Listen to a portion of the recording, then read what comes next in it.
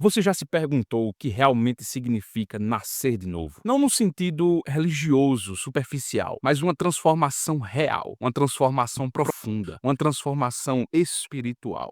Algo que nenhum esforço humano pode, de fato, produzir. Nessa aula, irmãos, nós vamos mergulhar em uma das obras mais extraordinárias do Espírito Santo, a regeneração. E tudo começa com uma conversa enigmática no meio da noite entre Jesus e um mestre religioso chamado Nicodemos. O que Jesus disse ali virou o mundo daquele homem de cabeça para baixo. E de fato, irmãos, tem o poder de fazer o mesmo com você. Nós vamos explorar três aspectos essenciais. Primeiro, nós vamos reviver esse encontro marcante entre Jesus e Nicodemos e entender por que ele continua ecoando nos corações até o dia de hoje. Depois nós vamos descomplicar e ao mesmo tempo, irmãos, nos aprofundar a doutrina da regeneração. Essa obra divina que vai muito além de uma simples mudança de comportamento. E por fim, amados, nós vamos descobrir quais são os meios que Deus usa para operar essa transformação radical no mais íntimo do ser humano. Hoje nós vamos explorar, irmãos, essas questões a fundo. Nós vamos examinar as Escrituras. Permaneça conosco e tenha sua fé fortalecida pela palavra de Deus.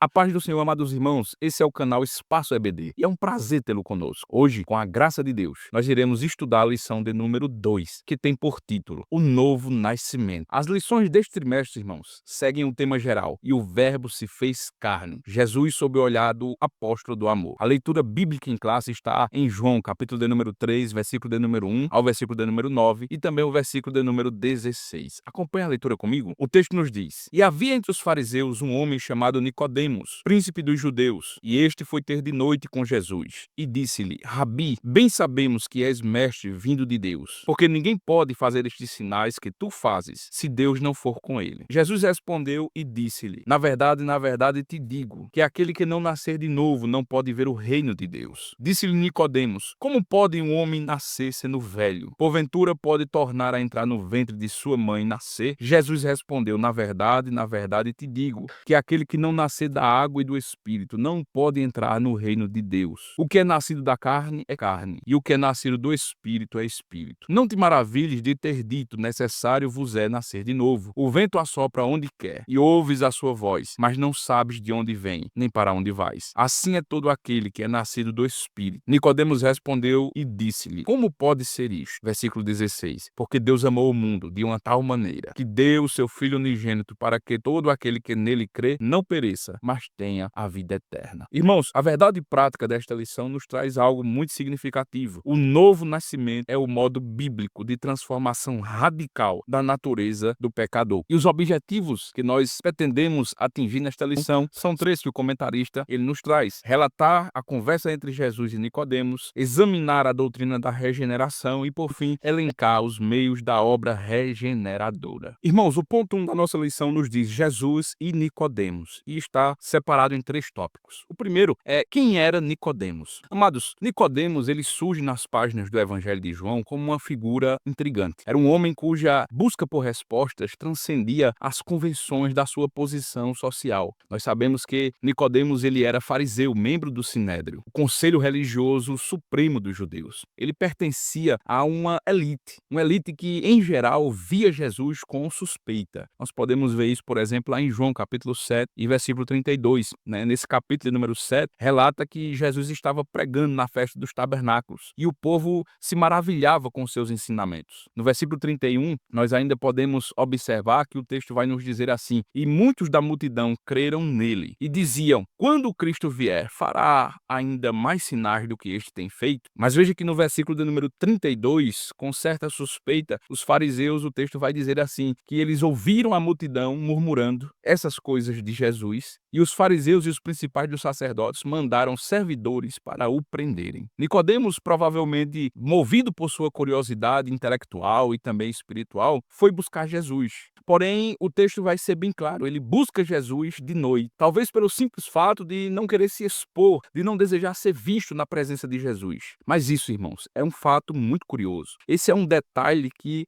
é carregado de simbolismo. Pois nesse caso, irmãos, a escuridão física, ela pode muito bem refletir exatamente a sua condição espiritual inicial, a condição de uma alma que busca a luz, ainda hesitante em se expor publicamente. Nós vemos que João ele registra a revelação de Jesus todos quanto buscam na mesma condição. No capítulo 8 e versículo 12, Jesus afirmou: Eu sou a luz do mundo. Quem me segue não andará em trevas, mas terá a luz da vida. Irmãos, Jesus de fato é a luz que dissipa todas as trevas da incompreensão, todas as trevas do medo. O teólogo F. Bruce, em seu comentário sobre João, ele destaca que Nicodemos ele personifica a tensão entre a fé e o medo, entre o desejo de seguir a verdade e também o temor das consequências sociais. O processo de discipulado de Nicodemos, ele é um processo gradual, como de muitos que na mesma posição de influência precisam vencer barreiras internas e também externas para abraçar o evangelho. Isso aconteceu de fato com Nicodemos.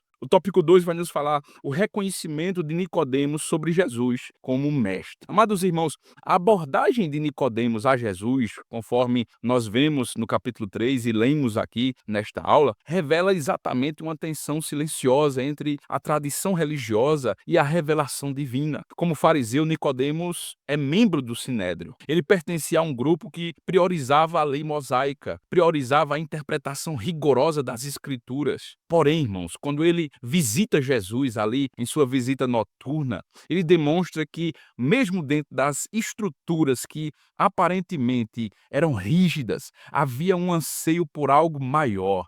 Havia um anseio por algo mais profundo. E sobre esse encontro, a primeira coisa que nos chama a atenção, irmãos, foi que Nicodemos, ele testemunhou a respeito de Jesus. Nós vamos ver que o texto vai nos dizer que Nicodemos foi ter de noite com Jesus e disse: Rabi, bem sabemos que és mestre vindo de Deus, porque ninguém pode fazer estes sinais que tu fazes se Deus não for com ele. Veja, irmãos, que Nicodemos não apenas reconheceu a autoridade transcendente de Cristo, mas ele também admitiu que os milagres que Jesus fazia, como a transformação da água em vinho, por exemplo, como as curas que Jesus operava, não eram meros feitos humanos, irmãos, mas eram sinais que apontavam para uma realidade celestial. Essa percepção de Nicodemos, irmãos, contrasta diretamente com a postura da maioria dos fariseus, que, mesmo testemunhando os milagres, as curas, eles questionavam a Jesus e muitas vezes com armadilhas teológicas, típico de fariseus. Para Nicodemos, irmãos, a autoridade de Jesus não se baseava em diplomas rabínicos, não se baseava em aprovação institucional, mas em uma conexão íntima com o Pai. No capítulo 5, versículo 19 ao 23 do Evangelho de João,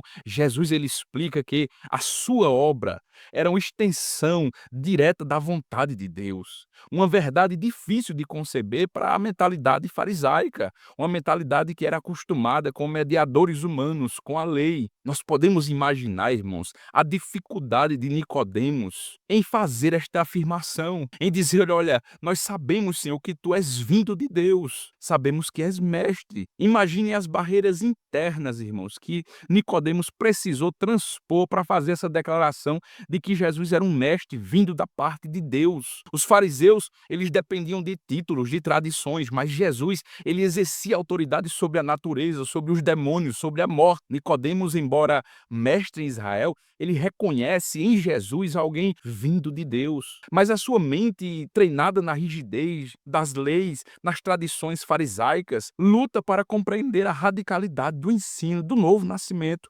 apresentado por Jesus. No livro O Custo do Discipulado, nós vemos que o autor ele diz que seguir a Cristo exige abrir mão de certezas terrenas, algo que Nicodemos experimentou na pele ao arriscar a sua reputação em busca da verdade. Irmãos, a fé genuína, ela não se contenta com sinais exteriores, mas ela anseia por um encontro que renova a essência, mesmo que signifique nascer de novo, não do útero, mas do espírito. O que revela exatamente o que Jesus apresentou e revelou a Nicodemos naquela conversa que eles tiveram. No ponto 3, amados irmãos, nós vemos o diálogo entre Jesus e Nicodemos. Esse diálogo, irmãos, revela um dos ensinamentos mais profundos do evangelho: a necessidade de uma transformação radical que transcende qualquer compreensão humana. Quando Jesus ele afirma, irmãos, que é preciso nascer de novo para ver o reino de Deus, Nicodemos, que era mestre da lei e fariseu, ele fica perplexo. Ele fica preso a uma interpretação literal. Como pode um homem já velho nascer de novo, voltar ao ventre da sua mãe? Essa reação, irmãos, expõe exatamente a tensão que há entre a religião baseada em ritos externos e a proposta de Cristo. Uma proposta que exige renascimento espiritual. A água, frequentemente associada ao batismo de arrependimento pregado por João Batista, ganha um significado novo quando unida ao Espírito. Nós precisamos entender, irmãos, aqui não se trata apenas de uma purificação ritual, mas de uma regeneração interior, como profetizado pelo profeta Ezequiel no capítulo 36, verso de número 25 ao 27. O texto vai dizer assim: então espalharei água pura sobre vós, e ficareis purificados de todas as vossas imundícias e de todos os vossos ídolos. Vos purificarei e vos darei um coração novo e porei dentro de vós um espírito novo e tirarei o coração de pedra da vossa carne e vos darei um coração de carne e porei dentro de vós o meu espírito e farei que andeis nos meus estatutos e guardeis os meus juízos e os observeis. Jesus ainda esclarece, irmãos, que o reino não é um território geográfico. Na verdade, é uma realidade espiritual, percebida apenas por aqueles que experimentam essa dupla renovação, digamos assim, a renovação da água, símbolo da morte para o pecado, e do Espírito, a fonte da vida divina. Irmãos, a perplexidade de Nicodemos reflete exatamente a dificuldade humana em aceitar que a salvação ela não é conquistada por méritos humanos, mas ela é recebida como dom. Na carta do apóstolo Paulo aos Efésios, no capítulo 2 e versículo 8 e 9, nós vemos a realidade da soberania de Deus nesse processo. O texto vai nos dizer: porque pela graça sois salvos por meio da fé. Isso não vem de vós, é dom de Deus, não vem das obras, para que ninguém se glorie. Veja, irmãos, o vento que Jesus menciona como metáfora do Espírito ilustra exatamente como Deus está no controle desse processo. Assim como nós não controlamos o vento, não dominamos o agir de Deus, que sopra onde quer, transformando corações endurecidos em terra fértil para a fé. O apóstolo Pedro, ele vai declarar na sua primeira epístola, no capítulo 1 e versículo de número 23, que nós fomos, irmãos, gerados não de uma semente corruptível, mas da incorruptível, pela palavra de Deus, viva e que permanece para sempre. Amados, note que é pela palavra de Deus, irmãos, o mérito é dele e não do nosso esforço. Apesar de exigir sim o nosso passo de fé, obviamente, Agostinho ele vai declarar que o nosso coração ele está inquieto até que nós descansemos em Deus.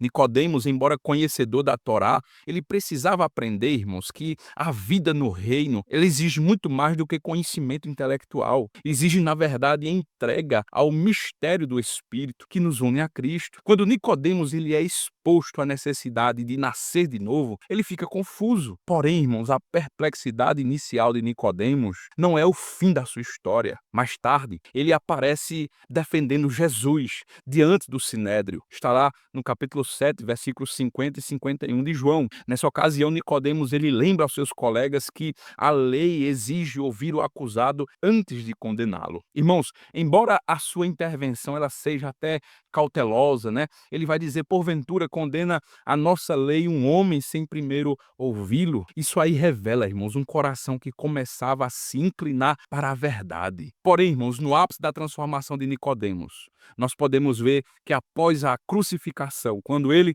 se une a José de Arimateia para sepultar Jesus e trazem mirra, perfumes aromáticos em quantidade até generosa. Está lá em João capítulo 19, versículo 39 e 40. Isso indica, irmãos, que mesmo gradualmente a fé de Nicodemos amadureceu. Esse ato público e arriscado contrasta com seu primeiro encontro secreto com Jesus.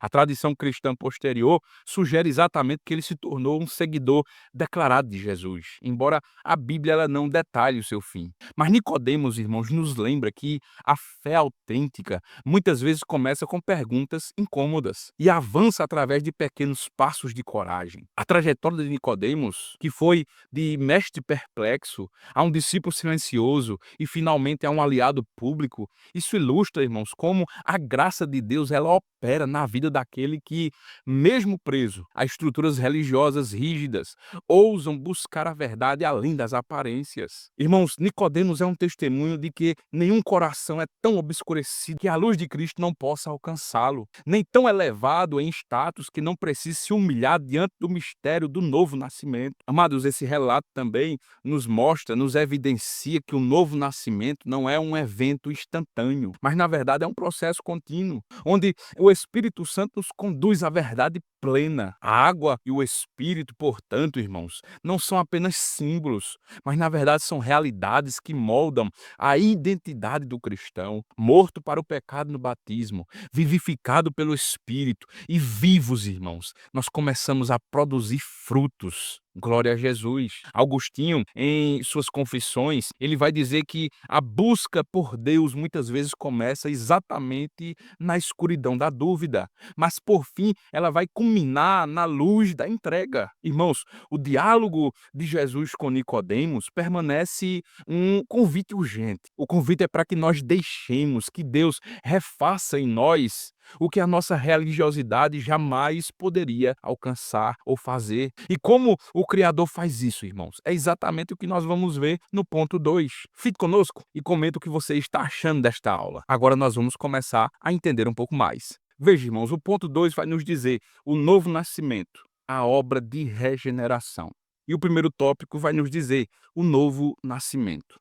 Amados, o novo nascimento como obra divina de regeneração, nós precisamos entender.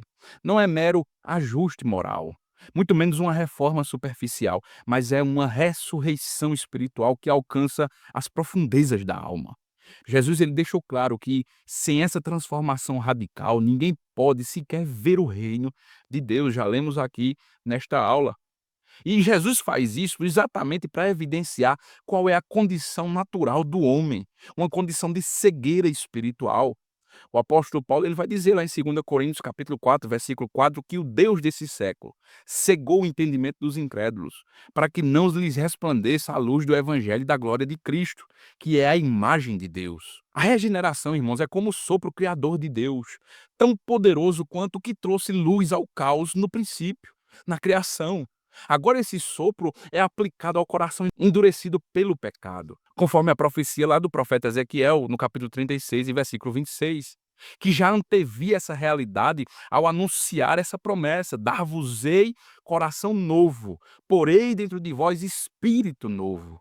Irmãos, uma profecia que se cumpre cabalmente quando Cristo, pelo Espírito Santo, escreve a sua lei no interior do homem. O autor da carta aos Hebreus, no capítulo 8, versículo 10, ele fala exatamente disso. É importante, irmãos, nós pontuarmos que essa obra ela não depende propriamente do mérito humano. O apóstolo Paulo ele escreve na sua carta a Tito, no capítulo 3, e versículo 5, e não resta dúvidas. Ele diz: não pelas obras de justiça que houvéssemos feito, mas segundo a sua misericórdia. Nos salvou pela lavagem da regeneração e da renovação do Espírito Santo. Porém, irmãos, nós precisamos entender como um todo. O novo nascimento, como obra divina de regeneração, é simplesmente a resposta amorosa de Deus ao coração que foi iluminado pela sua própria graça, que se abre ao arrependimento e se abre à fé. Jesus ele afirmou no capítulo 3, versículo 16 de João: todo aquele que nele crê não pereça, mas tenha a vida eterna. A salvação, irmãos, ela é oferecida a todos, porém exige uma resposta livre e pessoal de cada um. A regeneração ela não anula a liberdade humana, mas ela entra em harmonia com ela, pois Deus, irmãos, em sua graça preveniente, ele remove a cegueira espiritual, ele capacita o pecador para discernir a verdade. Jacó Armínio, ele escreveu: a graça prepara, acompanha e segue a vontade humana sem violentá-la. O profeta Isaías, irmãos, ele já clamava: buscai o Senhor enquanto se pode achar. Amados, esse versículo indica exatamente isso, que a iniciativa divina, ela precede, mas ela não suprime a responsabilidade humana de buscar e crer. A fé, irmãos, embora seja um dom de Deus, conforme Paulo nos apresenta lá no capítulo 2 e 8 de Efésios, ela é exercida pela livre vontade do homem, habilitada pela graça. Jesus ele ilustrou isso ao bater a porta do coração, conforme ele fala lá em Apocalipse capítulo 3 e 20: eis que estou à porta e bato. Se alguém ouvir a minha voz e abrir a porta, entrarei. Não menos importante, irmãos, no processo de regeneração, o Espírito Santo ele age como convencedor. Ele revela a beleza de Cristo, mas cabe ao pecador receber a verdade que liberta. John Wesley, em seus sermões, ele destacava essa compreensão sempre, essa cooperação entre o homem e Deus. Deus faz por nós o que nós não podemos fazer por nós mesmos, mas ele não faz por nós aquilo que nós podemos e devemos fazer. Assim, irmãos, o novo nascimento é tanto sobrenatural quanto relacional. É um encontro entre a graça que chama e a liberdade que responde. O teólogo Thomas Oden, ele ressaltava que a regeneração é parte do plano redentor universal, no qual Deus ele age com justiça e com misericórdia, respeitando de fato a liberdade que ele mesmo concedeu ao homem, ou seja, o livre-arbítrio de decidir ou não. Amados, há também efeitos tangíveis, concretos dessa transformação, dessa regeneração. Irmãos, assim como o vento, a sua existência se comprova pelos seus efeitos, o novo nascimento, ele se manifesta em frutos visíveis, frutos de amor, por exemplo, ao que se odiava antes, frutos de sede e de santificação, onde antes só havia complacência com o pecado, frutos de uma nova identidade em Cristo, uma identidade que supera todas as categorias terrenas. Porém, irmãos, vamos nos aprofundar um pouco mais. Veja que no tópico 2, ele vai nos dizer a regeneração como obra exclusiva de Deus. Nós precisamos entender. A regeneração, como obra exclusiva de Deus, irmãos, ela se revela como um mistério divino, um mistério que transcende a capacidade humana de plena compreensão. Nas Escrituras está claro, o novo nascimento não é fruto, não é mérito, não parte do esforço humano, não faz parte da decisão autônoma do ser humano. É uma intervenção soberana do Criador. Uma intervenção que Deus, em sua misericórdia, ressuscita espiritualmente aqueles que estavam mortos pelo pecado. Paulo vai dizer que antes nós estávamos mortos em ofensas e pecados, lá quando ele escreve aos Efésios. Contudo, irmãos, nós precisamos entender que a obra divina, ela não anula a responsabilidade humana. Deus, em sua graça preveniente, ele ilumina, ele capacita todos os corações a responderem o seu chamado. Então, irmãos, mesmo sendo uma ação exclusiva de Deus, a regeneração ela ocorre em harmonia com a liberdade humana, que tocada pela graça, abre-se ao arrependimento pela fé. Jesus ele afirmou: ninguém pode ver o reino de Deus se não nascer de novo. E esse renascimento, ele é atribuído ao Espírito Santo, que sopra onde quer, operando vida onde havia morte. Tiago, ele reforça essa verdade ao declarar que nós fomos gerados pela palavra da verdade. E com isso, irmãos, ele destaca que a iniciativa foi divina. Porém, irmãos, nós precisamos entender. Porém, irmãos, nós precisamos entender que a graça proveniente de Deus atua de modo universal, preparando o pecador para receber a verdade. John Wesley, ele escreveu: a graça de Deus precede, acompanha, segue toda boa ação, tornando possível ao ser humano, antes escravizado pelo pecado, agora cooperar com Deus mediante a fé. A fé, nesse sentido, irmãos, não é uma conquista humana, mas é um dom concedido por Deus, que se torna efetivo quando o coração, iluminado pelo Espírito, responde com humildade. A busca, nós estamos falando de busca, a busca de Nicodemos em falar com Jesus. Irmãos, a regeneração, ela não é mecânica, não é imposta, mas é um ato relacional. Assim como a semente, ela só germina em solo preparado, a palavra da verdade, ela frutifica quando o coração está amolecido pela graça, quando o coração permite que o Espírito Santo realize a sua obra transformadora. Irmãos, quando Deus promete substituir o coração de pedra por um coração de carne, quando Ele promete infundir o seu Espírito, evidenciando que a mudança interior é divina, mas pressupõe, no entanto, uma receptividade, uma receptividade gerada pela própria ação graciosa de Deus. Essa dinâmica, irmãos, reflete exatamente a cooperação entre a soberania de Deus e a liberdade humana, não como contradição, mas como mistério harmonioso. Além disso, amados, a regeneração ela não se limita a uma experiência momentânea. Ela inaugura um processo contínuo de santificação. Em 2 aos Coríntios, capítulo 5, versículo 17, o apóstolo Paulo, ele declara: se alguém está em Cristo, nova criatura é. Ele está enfatizando exatamente que há uma transformação e essa transformação é radical e permanente. Todavia, irmãos, mesmo nesse processo, o crente ele depende totalmente da graça sustentadora de Deus, que vai confirmar que desde o início ao fim a salvação ela é obra daquele que começou a boa obra em cada um de nós e vai completá-la em nome de Jesus. A regeneração, irmãos, portanto, é um milagre que glorifica a Deus, pois revela o seu amor incondicional e revela o seu poder de redimir até o mais perdido, sem violentar a liberdade que ele mesmo concedeu à sua criação. Mas veja, irmãos, que no ponto 3 nós vemos a necessidade da regeneração do pecador, e essa é uma realidade com base na condição humana. Uma condição humana que é marcada pela herança do pecado desde a queda de Adão. O que revela, irmãos, uma incapacidade intrínseca de restaurar a própria natureza corrompida. As Escrituras, irmãos, descrevem o ser humano como mortos em delitos, em pecados, incapaz de gerar vida espiritual por si mesmo.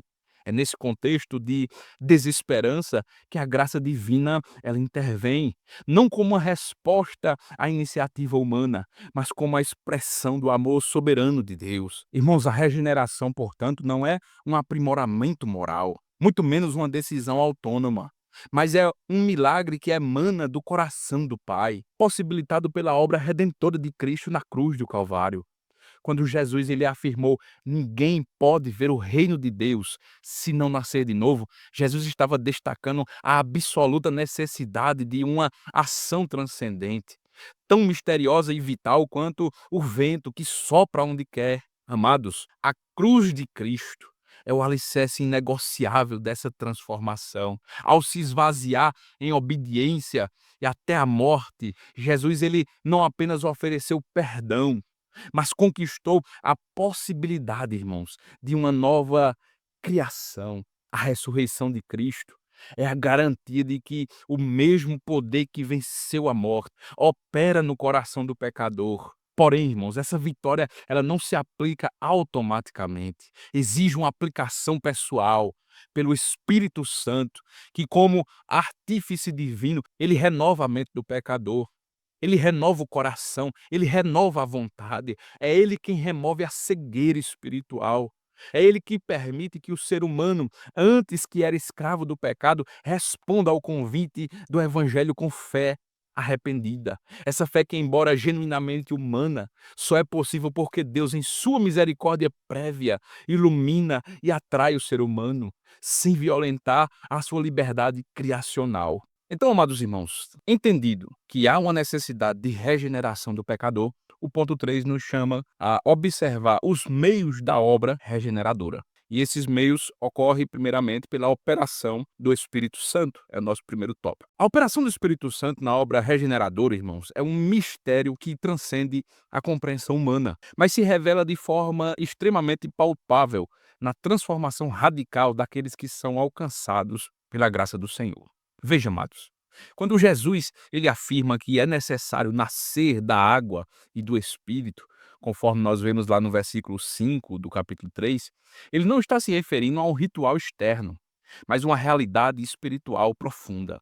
A água, como símbolo da ação purificadora do Espírito Santo, ela vai apontar para a renovação interior descrita, que nós já lemos lá em Ezequiel capítulo 36, onde Deus ele promete substituir o coração de pedra por um coração de carne. Ele promete infundir o seu próprio espírito para guiar o ser humano em novidade de vida. Veja, irmãos, que essa metamorfose não é uma mera reforma moral, mas é uma ressurreição espiritual, porque nós já vemos que a condição do homem antes da situação de morte espiritual. E é exatamente nessa situação que o Espírito Santo ele atua como sopro divino que vivifica aquele que antes estava morto no pecado. O apóstolo Paulo, quando escreve sua carta aos Romanos, no capítulo 8, versículo 11, ele escreve dizendo: "E se o espírito daquele que dentre os mortos ressuscitou a Jesus habita em vós, aquele que dentre os mortos ressuscitou a Cristo também vivificará os vossos corpos mortais, pelo seu espírito que em vós habita." Veja, irmãos, que a regeneração, embora instantânea em sua essência, ela se manifesta de maneira progressiva em toda a jornada do crente. Assim como o vento ele sopra onde quer, na expressão, na metáfora que Jesus ele usou, o Espírito ele age com soberania, rompendo as cadeias da incredulidade, abrindo os olhos do coração para a verdade do Evangelho. Em 2 Coríntios capítulo 4, versículo 6, o texto diz assim: "Porque Deus, que disse que das trevas resplandecesse a luz, é quem resplandeceu em nossos corações para a iluminação do conhecimento da glória de Deus na face de Jesus Cristo." Veja, amados, nós precisamos definitivamente entender, reafirmar, essa obra não depende de méritos humanos, pois não é, irmãos, por obras de justiça que nós tivéssemos feito, mas pela misericórdia, é segundo a sua misericórdia. Joe Owen, ele diz na sua obra que a regeneração é um ato criativo, semelhante à formação do universo no princípio.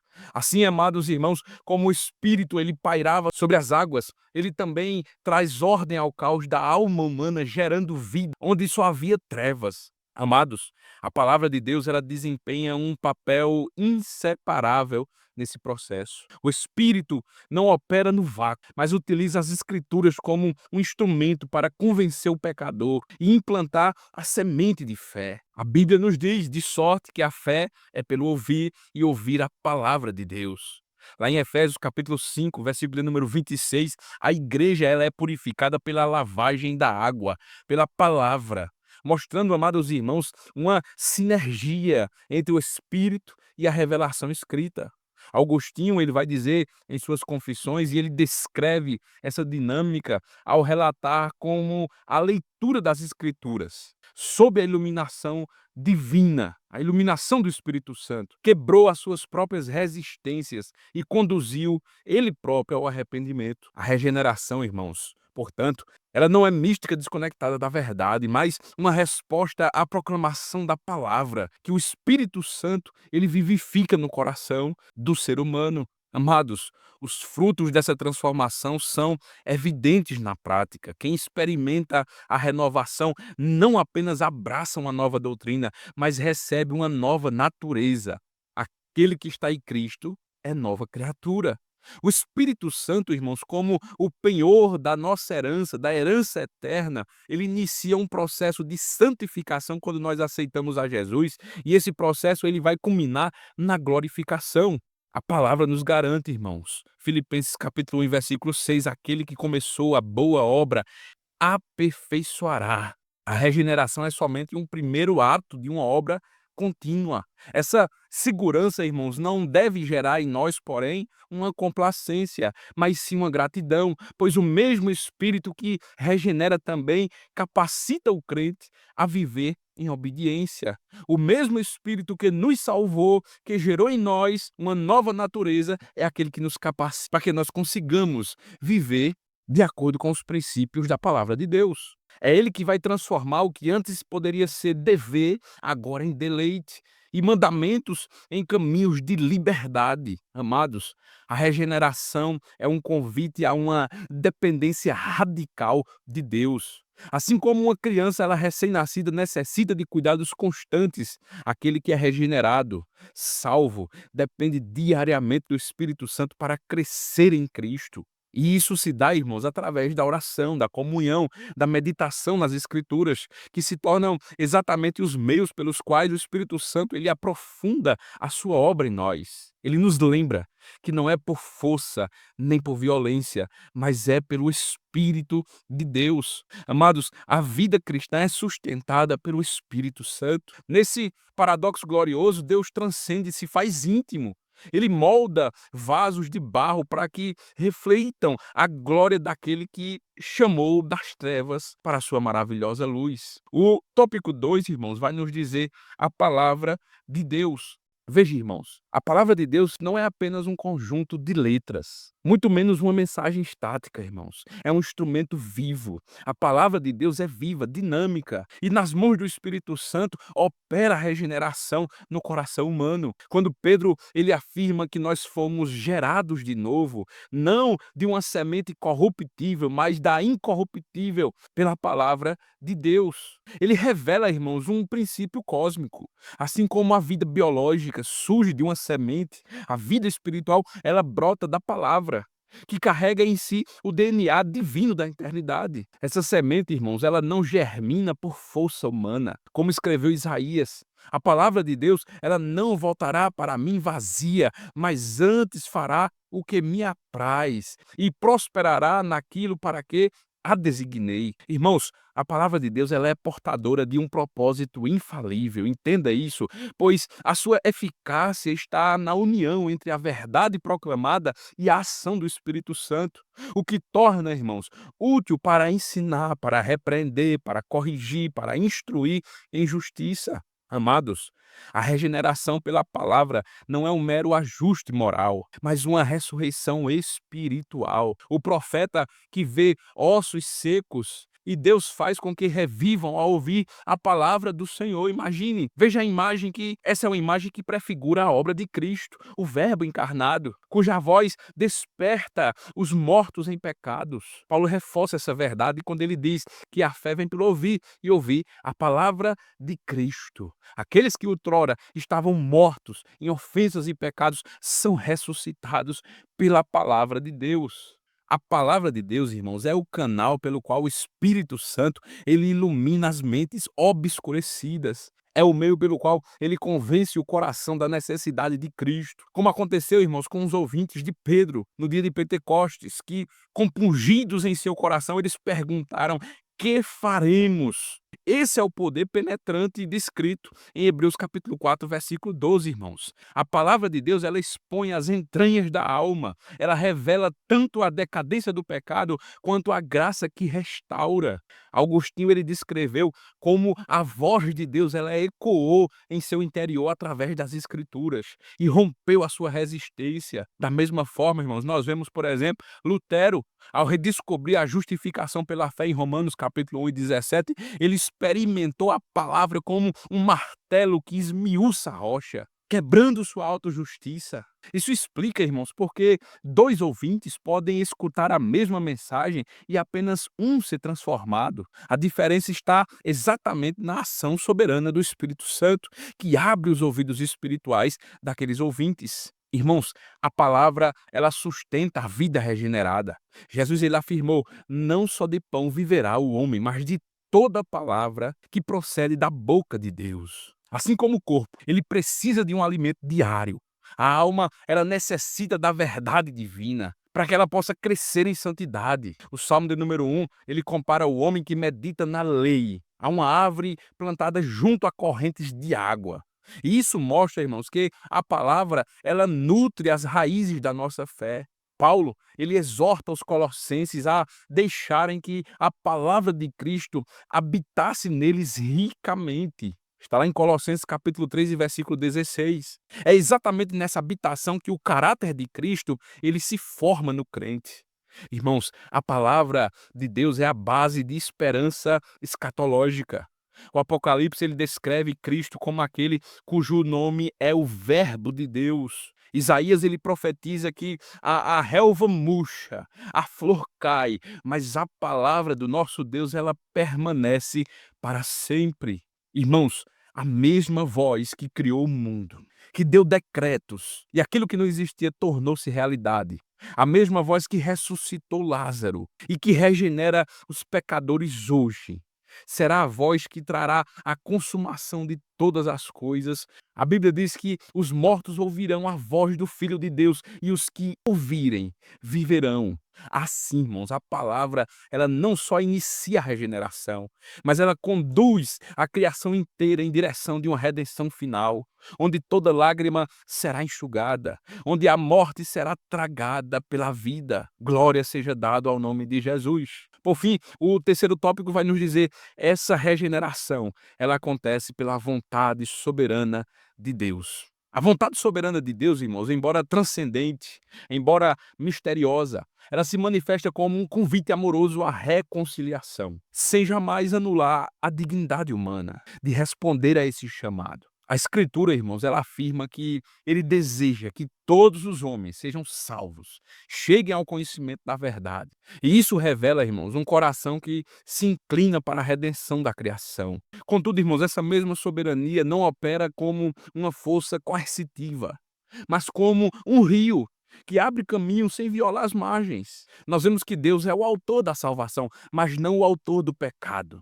A liberdade humana, embora limitada pela queda, ainda é capaz de clamar por misericórdia. A tensão entre a vontade revelada de Deus, que anseia pela salvação universal, e a sua vontade permissiva, irmãos, que respeita a autonomia humana, o livre-arbítrio humano, aponta exatamente para a profundidade do caráter de Deus. A palavra de Deus diz que Deus, ele não tem prazer na morte do ímpio, mas antes que o ímpio se converta do seu caminho e viva. Jesus, ele lamentou sobre Jerusalém, lá em Mateus 23:37. Muitos resistem ao seu abraço, endurecendo o seu coração, assim como aconteceu com o faraó, cuja a obstinação ilustra como a soberania divina e a rebelião humana, elas coexistem em um drama cósmico. Jonathan Edwards, em seu tratado sobre o livre-arbítrio, ele destacou que a incapacidade espiritual do homem não o exonera da culpa, pois a rejeição da luz é sempre uma escolha ativa.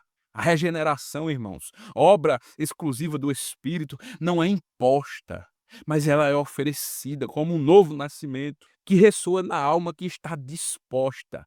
A fé, irmãos, como resposta, é simultaneamente um dom divino e também um ato humano, um milagre que não violenta a vontade.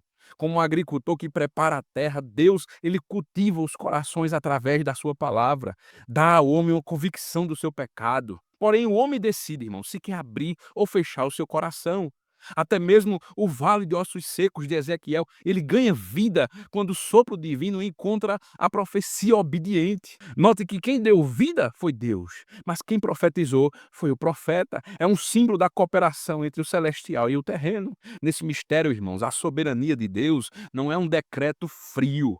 Antes é um amor que se inclina para a história e vai tecendo até mesmo as escolhas rebeldes em um plano muito maior. Como Paulo, ele escreveu: dele, por ele e para ele são todas as coisas. Mas isso inclui, irmãos, o gemido da criação aguardando a libertação. Amados, a regeneração não é um jogo de forças opostas, mas é uma sinfonia onde a graça precede, envolve e sustenta, enquanto a humanidade, em frágil liberdade, ela aprende a dançar conforme a música do Redentor. No fim, irmãos, como ensinou C.S. Lewis, existe apenas dois tipos de pessoa: as que dizem a Deus, seja feita a tua vontade, e aquelas a quem Deus diz no final, seja feita a tua vontade. A cruz, irmãos, onde a justiça e a misericórdia se beijam, como disse o salmista no Salmo 85, verso 10, permanece como o maior testemunho de que a soberania divina é, em essência, amor em ação. Irmãos, ficamos por aqui. Aprendemos sobre o novo nascimento. E que Deus te abençoe. Se você ainda não é inscrito nesse canal, se inscreva para que você não perca nenhuma das nossas aulas. Compartilhe este vídeo, comente, curta este vídeo. E agora, irmãos, a aula continua nos comentários. Deixe seu comentário, as suas dúvidas, aquilo que estiver em nosso alcance, estaremos respondendo em nome de Jesus.